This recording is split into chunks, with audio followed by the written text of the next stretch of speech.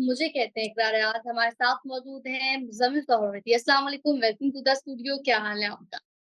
बिल्कुल ठीक, आप सुनाएँ कैसी तबीयत है आपकी? मैं ठीक हूँ, अल्लाह पाक का शुक्र है। सर, आज का दिन 4 अक्टूबर जैसा कि सब जानते हैं इस्लामाबाद में गहमा-गहमी वाली सूरत-ए-हाल है और अली अमीन गंडापुर साहब जो हैं वो रवां-दवां हैं इस्लामाबाद डी चौक की तरफ। तो आप इस तमाम सूरत-ए-हाल को आज दिन में जो डेवलपमेंट्स हुई हैं, इस सब को आप कैसे समझ देखिए, ये बड़ी अजीब-सी सूरत-ए-हाल है कि जब मैं और आप बात कर रहे हैं, तब गंडापुर बुरहान से आगे हैं। पता नहीं लोग जब सुन रहे होंगे, तो वो कहाँ होंगे? फिर वो हमें कहेंगे कि आप तो गलत इन्फॉर्मेशन दे रहे थे, इन्फॉर्मेशन तो हर घंटे बाद बदल रही है। तो जो वीलॉग हम जो गुफ्तगू आपके साथ अभी कर रहे हैं, वो अभी के तनाजुर में करेंगे ना, वो आप जब सुन रहे होंगे उसके तनाजुर में तो नहीं हो सकती क्योंकि सूरत-ए-हाल लम्हा-ब-लम्हा इस वक़्त वो बुरहान इंटरचेंज से ज़रा आगे फँसे हुए हैं। मैं उसकी बात करूँगा, हो सकता है जब आप सुन रहे हो तो वो कहीं आगे हो गए हों या वापस मुड़ गए हों, तो लिहाज़ा हमें एक एनालिसिस करना पड़ेगा कि गंडापुर क्या क्या करने जा रहे हैं। देखिए एस्टेब्लिशमेंट और हुक्मरान जो हल्के हैं, वो मुसलसल ये कह रहे हैं कि गंडापुर रात पड़ाव डालेंगे और सुबह वापस चले जाएँगे। रात वो किसी जगह बुरहान से आगे पड़ाव डालेंगे और सुबह वापस चले जाएँगे, ये एक फिक्स मैच है। ये गवर्नमेंट के और एस्टेब्लिशमेंट के ज़िम्मेदार हल्के ये बात जर्नलिस्टों को कह रहे हैं। मैं ये समझता हूँ कि अगर गंडापुर वापस चला गया तो ये उसकी सियासी मौत है। मतलब वो अपनी सियासी लाश पर ही वापस जाएगा ना। लियाकत बाग वो नहीं पहुंच सका, लाहौर वो नहीं पहुंच सका और अब डी चौक भी नहीं पहुंच सकेगा तो फिर तो गंडापुर की सियासी जिंदगी खत्म हो गई ना। वो एक भगौड़ा होगा, वो एक कमजोर आदमी होगा, उसकी जाली भड़कें होंगी, लेकिन उसका सियासी इमेज तो खत्म हो जाएगा। गंडापुर की सर्वाइवल तो डी चौक पहुंचने में है। उससे अगर कोई एस्टेब्लिशमेंट बात करी होगी तो वो कहेगा भाई ने एक दफा डी चौक पहुंचन दियो फिर वापस चला जाएगा। लेकिन डी चौक से पहले गंडापुर की वापसी, ये तो गंडापुर की मौत है, ये तो इमरान खान की भी सियासी मौत है और गंडापुर अपने टेस्ट में नाकाम हो जाएँगे। पहले ही लियाकत बाग पर सबने कहा कि इमरान खान बहुत नाराज़ हुए हैं कि दरमियान में से वापस क्यों चले गए हैं। अब एस्टेब्लिशमेंट कह रही है वो वापस चला जाएगा। मुझे नहीं पता, ये एस्टेब्लिशमेंट का वर्ज़न है कि वो वापस चला जाएगा, फ़िक्र की कोई बात नहीं। लेकिन देखें 10, 12, 15 हज़ार लोग गंडापुर के साथ हैं। मैं मानता हूँ लाखों लोग नहीं हैं, मैं मानता हूँ 50 हज़ार लोग नहीं हैं, 10, 12 हज़ार लोग हैं गंडापुर के साथ। गंडापुर के पास आज पंजाब पुलिस की शेलिंग के जवाब में शेलिंग करने वाली गनें भी मौजूद थी। अब वो केपी पुलिस के सादा एहलकार थे या उन्होंने अपने कारकुनों को ट्रेनिंग दी है। हमने ज़मान पार्क में पेट्रोल बम का इस्तेमाल भी देखा था कि पीटीआई के कारकुनों ने पुलिस पर पेट्रोल बम मारे थे। तो आज पुलिस की शेलिंग के जवाब में पीटीआई के वर्कर्स ने या केपी पुलिस के सादा एहलकारों ने जवाब में शेलिंग की है।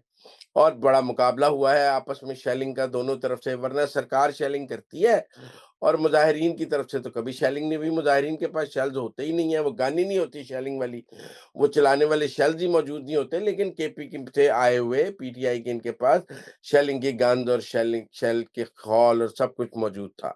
तो जवाबी शेलिंग भी की गई, बहुत मुकाबला किया गया। कह सकते हैं कि मोहसिन नकवी साहब की प्लानिंग नाक़िस थी। हम कह सकते हैं आईजी इस्लामाबाद की प्लानिंग भी नाक़िस थी। इनसे पहले जो आईजी थे अकबर नासिर दुरानी, वो ज़्यादा एफ़िशिएंट थे। उन्होंने 9 मई के बाद ज़्यादा बेहतर तौर पे हालात रखे और अली नासिर रिज़वी जो हैं उनका कंट्रोल उतना साबित नहीं नज़र आया, जितना इससे पहले वाले आईजी का आया था। और बहुत सारे सीनियर अफ़सरान पुलिस से इसलिए चले गए इस्लामाबाद से कि अली नासिर रिज़वी जूनियर थे और वो उनके मतहत काम नहीं करना चाहते, तो वहाँ अब सीनियर पुलिस अफ़सरान भी मौजूद नहीं हैं। तो अकेले अली नासिर रिज़वी जो मोहसिन नकवी की चॉइस है, उनकी परफ़ॉर्मेंस पर भी सवाल उठेगा। लोग डी चौक तक भी पहुँचे हैं और मैं कहता हूँ जी 200 पहुँचे, 500 पहुँचे, 1000 पहुँचे। लोग डी चौक तक पहुँचे हैं, डी चौक पर शेलिंग हुई है, डी चौक पर पथराव हुआ है।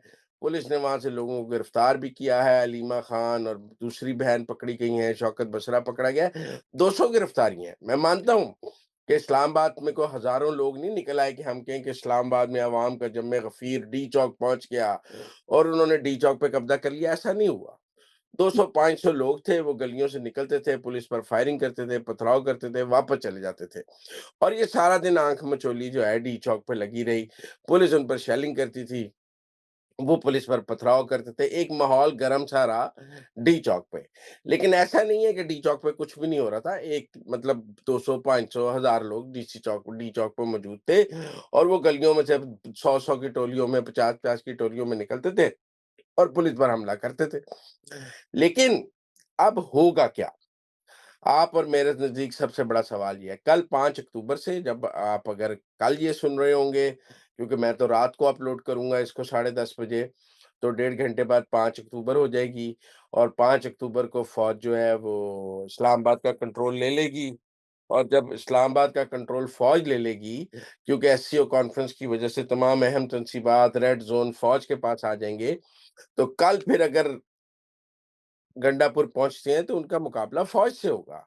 लेकिन फ़ौज रेड ज़ोन में होगी। फ़ौज कोई क मोटरवे पे नहीं होगी, फ़ौज कोई इस्लामाबाद टूल प्लाज़ा पे नहीं होगी। फ़ौज तो रेड ज़ोन की हिफाज़त के लिए मौजूद होगी ना डी चौक वग़ैरह। पीछे तो सब पुलिस ने ही रोकना है और रोकना है। तो अभी तक मुझे पुलिस की वो कारकर्दगी नहीं नज़र आई जिसके बारे में बात की जा रही थी कि जी पुलिस सबको रोक लेगी, पुलिस भड़कने नहीं देगी। भड़के हैं पीटीआई वाले, भड़के हैं। आप ये ना कहें कि वो फड़के नहीं हैं, वो पहुँचे हैं, उन्होंने अटक क्रॉस किया है, बुरहान से आगे हैं, 10-12 हज़ार लोग हैं, उन्होंने रियासत की रिट को चैलेंज किया है और वो रिट जो चैलेंज उन्होंने की है, वो रियासत के लिए एक लम्हा फ़िक्रिया है। अब कल 5 अक्टूबर को पीटीआई ने लाहौर में भी जलसा अनाउंस किया हुआ मीनार-ए-पाकिस्तान में। और अगर ये भी इमरान खान का ऐलान है कि अगर आप डी चौक 4 को नहीं पहुँच सकते तो 5 को पहुँचे। अब कल मीनार-ए-पाकिस्तान वाला जलसा मुलतवी होकर डी चौक की ही कॉल रह जाएगी या सबको मीनार-ए-पाकिस्तान की तरफ डाइवर्ट कर दिया जाएगा। तो ये एक फिक्स मैच हो सकता है कि एस्टेब्लिशमेंट की अच्छा चलो मीनार-ए-पाकिस्तान जलसा कर लो, डी चौक तो साडी जान छੱਡ दियो। लेकिन क्या ये मुमकिन है? मुझे नहीं लगता ये मुमकिन है। अगर गंडापुर वापस चले जाते हैं तो ये गंडापुर की सियासी मौत है। अगर वो आगे डी चौक पहुँचते हैं तो ये भी उनकी सियासी मौत है। इमरान खान ने उनको एक ऐसी खाई में फँसा दिया है कि आगे बढ़ेंगे तो मर जाएँगे, वापस जाएँगे तो मर जाएँगे। अगर वो डी चौक जाने की कोशिश करते हैं और उसमें नुकसान होता है तो भी गंडापुर की कैजुअल्टी है और अगर वो वापस चले जाते हैं तो भी गंडापुर की कैजुअल्टी है। तो मुझे किसी सूरत गंडापुर बचते नहीं नज़र आते। मुझे हमारे बहुत सीनियर जर्नलिस्ट हैं मजीद निज़ामी साहब, जब इंडिया ने एटमी धमाके किए ना तो नवाए वक़्त के एडिटर होते थे, तो वो नवाज़ शरीफ साहब उनसे मशवरा करने आए कि पाकिस्तान को क्या करना चाहिए। तो मजीद निज़ामी साहब ने कहा नवाज़ शरीफ देखो तुम्हारा तो इक़्तिदार हो गया ख़त्म, जिस दिन इंडिया ने धमाके किए। तुम धमाके करोगे तो अमेरिका तुम्हारी हुकूमत ख़त्म करा देगा और अगर तुम धमाके नहीं करोगे तो लोग तुम्हारे खिलाफ होके तुम्हें निकाल देंगे। तो आइदर वे तुम्हारी हुकूमत अब रह नहीं सकती इंडिया के एटमी धमाकों के बाद। तुमने ये फैसला करना है कि धमाके करके जाना है या धमाके किए बगैर जाना है। तो नवाज शरीफ ने ये फैसला किया कि उसने धमाके करके जाना था। अब गंडापुर ने भी डी चौक पहुंच के अपने आप को सियासी तौर पे खत्म करना है या डी चौक रास्ते में से वापस होके अपने आप को खत्म करना है। दोनों सूरतों में गंडापुर के जो सियासी तौर पे बचना है, अगर वापस चला जाता है तो पीटीआई वाले खिलाफ हो जाएंगे, पहुंचता है तो फिर एस्टेब्लिशमेंट के साथ पॉइंट ऑफ नो रिटर्न पे पहुंच जाएगा। उस सूरत में गवर्नर राज लग सकता है, बहुत कुछ हो सकता है। खून खराबे की सूरत में, लाशों की सूरत में बहुत सारा एक्शन हो सकता है। तो मुझे लगता है आज की रात बहुत टफ है और ये रात कोई आसान रात नहीं है। इस रात केपी की गवर्नमेंट का भी फैसला होना है, गंडापुर के सियासी मुस्तकबिल का भी फैसला होना है और इमरान खान ने भी अपना आखिरी पत्ता खेल दिया। वो यही कर सकते थे जो उन्होंने कर दिया है और इसके नतीजे में अगर उनकी टीम, उनकी लोग वापस मुड़ जाते हैं तो फिर खान के पास भी कुछ नहीं है और अगर उनके लोग फतह कर लेते हैं तो फिर वो पहुंच जाएँ पार्लियामेंट हाउस, सुबह सुप्रीम कोर्ट पे कब्जा कर लें, एससीओ ना होने दें तो फिर और बात है। जिसके इम्कानात मुझे कम नज़र आते हैं।